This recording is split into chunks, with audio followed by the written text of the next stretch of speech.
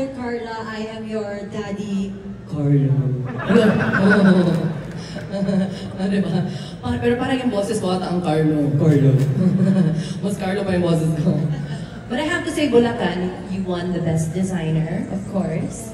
You're beautiful gown, you look stunning. Very Audrey Hepburn ang bagay.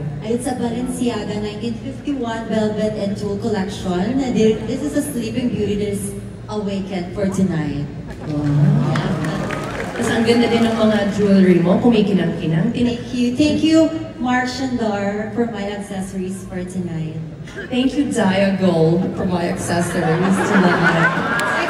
Exit na ako. Ay, naku dahil, iuwi to agad dahil kasi wala na. Yung house nila ko, ubos kung ganito. O wala to.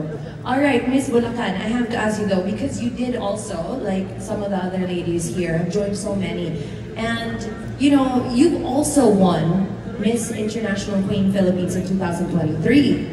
So, why would you want to join Queen? Actually, when I passed my applications, many people were like, oh, why are you there?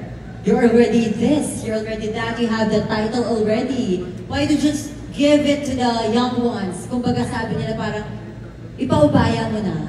But this is important to me. This is important to us.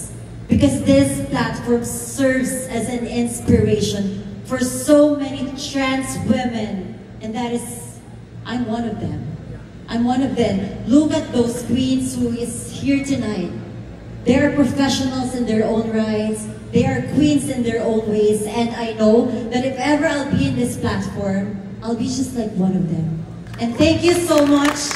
Thank you, thank you. I don't know if I could reach top 7, but I could just want to take this moment to thank Mother Carrie for sharing this legacy to us. And I know that, yeah, this may be the last pageant edition for Queen Philippines. But I know that this is not the last for the advocacy and for the cause of organization owed to the community. And if you would be given, if I would be given a chance to be that last queen, I will prove to the organization that I'm worth it to be the Lars Queen. Thank you. I love that you just created yourself a hashtag right there. Was that, did you just create that right now? Yeah. Wow, amazing. Hashtag the Lars Queen. Yeah, thank you so much, Bulacan. And hello, Miss Kidapawan City. Hello, Mother Earth. I feel depressed right now and